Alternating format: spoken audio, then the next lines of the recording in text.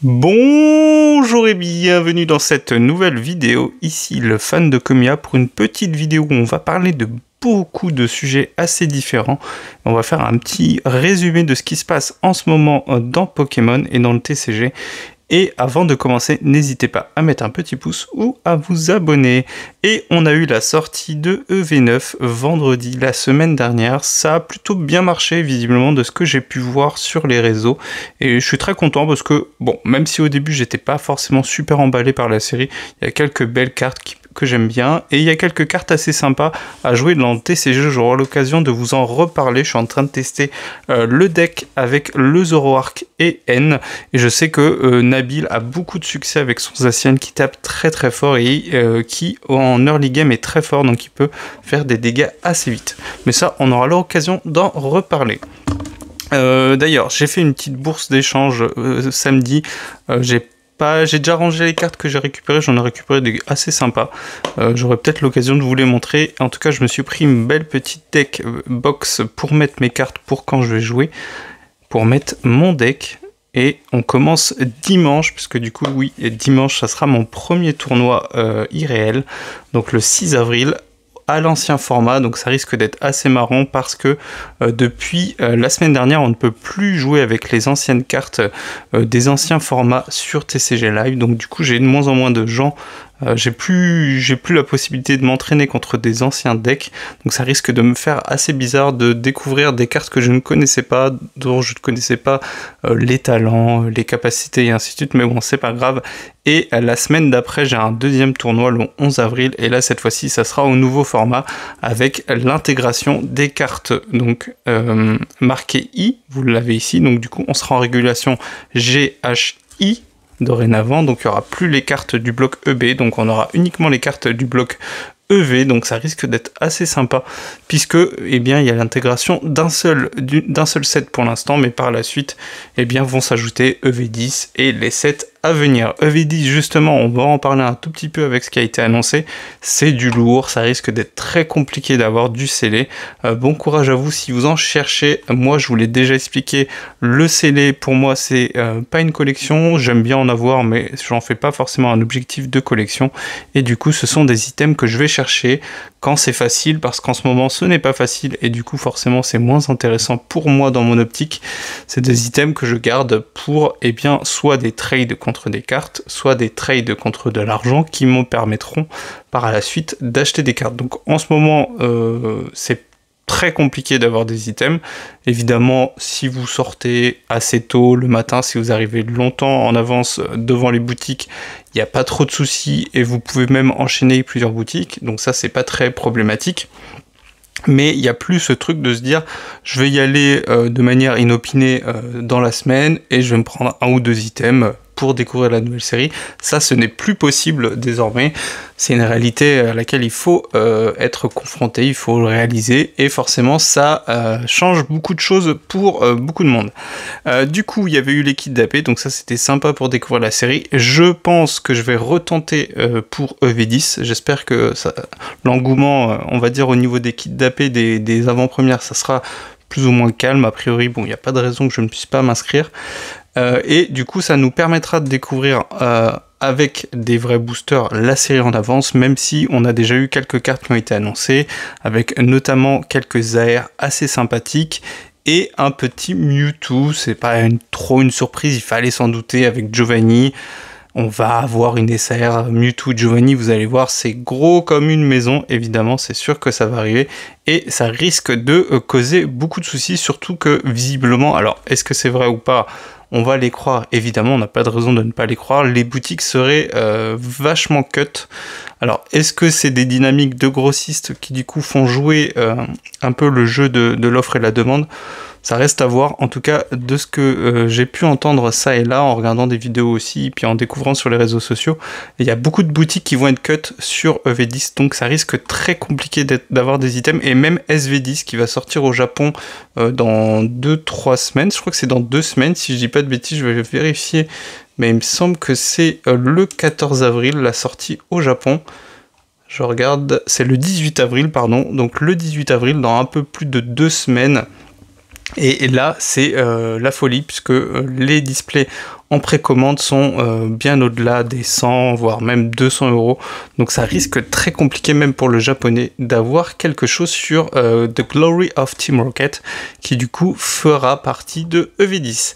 Au niveau des sorties du mois d'avril, et puis après je vous parlerai du contenu sur la chaîne à venir cette semaine et la semaine prochaine.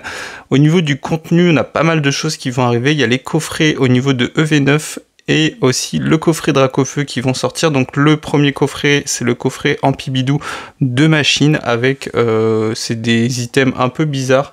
Ils appellent ça des figurines sur pied en acrylique. Et donc du coup c'est un coffret qui est assez cher pour 6 boosters, donc on parle d'une 50aine d'euros avec une full art. C'est la même full art que dans la série mais inversée si je dis pas de bêtises. Et donc du coup c'est une carte exclusive mais bon qui ressemble fortement à celle de la série. Et les 6 boosters, normalement, hein, le contenu reste à confirmer d'après Pokécardex, ça serait donc 2 aventures ensemble, un étincelle déferlante, un couronne stellaire, 2 évolutions à Paldea et un écarlate et violet. Mais le contenu n'est pas encore sûr et certain. Ensuite, on a le coffret Dracofeu, donc avec la jumbo lenticulaire. N'hésitez pas à aller voir, en fait, lenticulaire, ça veut dire que quand vous déplacez la carte, quand vous la déplacez, eh bien, il y a un effet au niveau de l'holographisme qui est différent, même si on voit qu'il y a quand même un effet, mais l'effet lenticulaire est différent.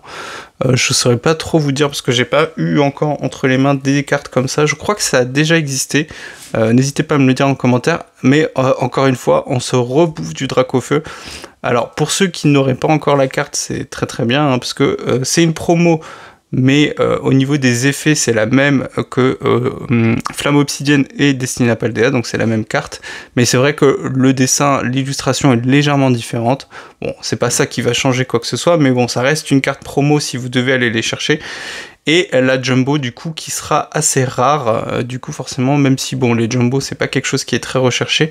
Et au niveau du contenu on a 5 boosters, donc pour une 40aine d'euros, 2 aventures ensemble, un mascarade crépusculaire, un force temporelle et un faille paradoxe. Donc au niveau du contenu c'est assez mitigé puisque à part aventure ensemble c'est des séries qui ont été un peu boudées par les collectionneurs mais qui restent assez intéressantes évidemment. Il y a des mini-tins qui sont prévus pour le 11 avril donc à la même date hein. Donc ces 2 coffrets vont sortir le 11 avril et il y aurait des mini-tins mais le contenu n'est pas encore connu.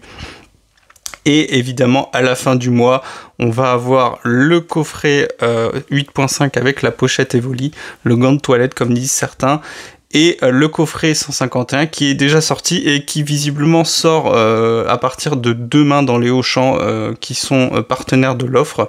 Donc vous voyez, c'est un item qui sort en avance un peu partout. Donc cette date du 25 avril, je pense qu'elle est à relativiser. Tant il y a beaucoup de magasins qui vont l'avoir en avance et qui vont le sortir en avance. Et évidemment, comme c'était sorti au Canada via les Costco, eh bien on a pu en avoir sur le marché secondaire depuis très longtemps en France. Donc c'est un item qui est arrivé depuis longtemps, mais évidemment si vous le cherchez à prix retail, eh bien il va falloir être prêt parce que ça risque de partir très très vite comme 8.5 évidemment. Et à la fin du mois, il va y avoir la brique de lait aussi Lily. Et cette fois-ci, il y aura du coup à l'intérieur une carte promo de Lily et Mélofée. Normalement, c'est une... je sais plus exactement c'est laquelle. Je suis en train de regarder en même temps. Je vous la mettrai, je pense, au niveau de la vidéo. Il me semble que c'était la... Il me semble que c'était un peu la même chose que pour Machine, c'était la full art, ouais je crois que c'est ça, c'est la full art de Mélofée, mais inversée par rapport à celle de la série. Donc un peu paresseux, je vous avoue, mais bon, après ça reste une carte assez sympa.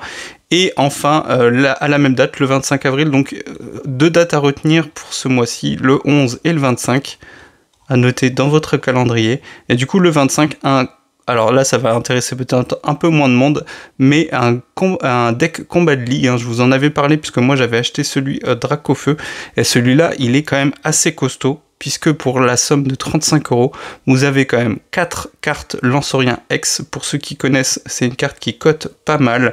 Celui de Mascarade Crépusculaire, une carte de Favianos, une carte très jouée qui va quasiment dans tous les decks, et un petit tampon injuste que j'ai récupéré moi-même ce samedi.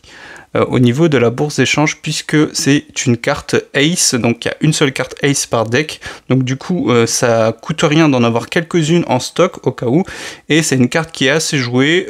Dans ce deck là elle a un intérêt, mais de manière générale elle est jouée dans beaucoup de decks, et c'est un très bon deck si vous voulez commencer. Alors c'est un deck un peu complexe, puisque au niveau de la notation chez Pokémon, TPCI c'est noté niveau 3, mais pour avoir testé le deck Dracofeu, je suis novice, c'est-à-dire que je jouais pas avant et j'ai un peu commencé, mais j'ai vraiment pas beaucoup d'heures entre les pattes, et on apprend très vite, hein. En jouant, c'est vraiment en jouant qu'on apprend assez vite, et même si on fait des erreurs au début, eh bien au fur et à mesure on s'améliore. Et le deck Dracofeu était noté niveau 3, et le deck Dracofeu il est très facile à jouer. Au niveau du game plan, c'est assez évident. Vous voulez setup autant de Dracofeu que vous pouvez et bourriner comme un dingue avec, puisque Dracofeu, eh bien moins vous avez de récompenses à aller chercher. Alors, comment est-ce que ça fonctionne ? Oui, ça inflige 30 dégâts de plus à chaque fois que votre adversaire récupère une récompense. Donc du coup, vous perdez un Dracofeu, le prochain tape plus fort, vous en perdez un deuxième, le dernier tape très fort. Mais il y a des variantes avec d'autres cartes. Celui qui était vendu en magasin, c'était une forme pas très méta, dans le sens où très améliorable, mais ça vous donne une très bonne base de départ. Et là je pense, on n'a pas la liste complète des cartes au niveau du deck Lancerien, mais je pense que vous avez déjà une très bonne base pour ce deck là. Et pour finir, au niveau du contenu de la chaîne, hein, c'est une vidéo blabla assez longue, mais c'est assez sympa quand même. Quand il y a des nouveautés, c'est très bien. Eh bien, cette semaine, on va se faire la petite vidéo des cartes AR, comme on a fait chaque mois depuis le mois de février. Et du coup, la vidéo sur les ETB, je la ferai la semaine prochaine, parce que j'aimerais bien intégrer EV9, et même si sur la vidéo des AR, évidemment, ça risque d'être faussé, ce que je ferai, c'est que j'intégrerai quand même les AR de EV9 qui sont très chers. Je suis allé voir ce matin notamment des ex, parce qu'il y a quelques ex qui sont jouables comme Melofée ou Zoroark, évidemment Zacian aussi, mais Zacian il est dans les coffrets Zacian, donc logiquement il devrait être moins cher puisqu'il est fortement disponible dans les coffrets. Donc normalement sa population est plus forte que celle de Melofée et de Zoroark, mais ce sont des cartes ex à 5 €. Donc je suis pas allé voir le prix des AR, mais j'imagine qu'elles sont très chères, donc il est fort probable que, on va dire 80% voire 60%, on va dire entre 60 et 80% des AR, en sachant qu'il y en a 11, donc je suis pas allé voir, mais j'estime qu'il y a facile 5-6 AR qui sont au-dessus de 15 €. Je les mettrai dans le tableau, en sachant qu'évidemment lors de la sortie les cartes sont très chères, donc n'hésitez pas, si vous voulez les acheter, à attendre. Même moi en japonais, je trouve que ça reste encore assez cher. Je voulais notamment prendre l'Articodin et éventuellement le Wailord, et c'est encore un peu cher, donc je vais attendre la sortie de SV10. Avec la sortie de SV10, je pense que le bloc SV9, enfin le set SV9 et de manière générale EV9 aussi, va prendre un coup sur la tête. Et là, vous voyez, actuellement, même 8.5 souffre fortement de la concurrence des autres sets, avec la nouveauté de V9 et avec l'arrivée de EV10, avec toutes les annonces qu'on a eues, tous les leaks qu'on a eu. Et bien, même 8.5, au niveau de la revente, c'est très compliqué, mais c'était à attendre, puisque Pokémon Company, même si au niveau du print, ils ont clairement foiré leur truc.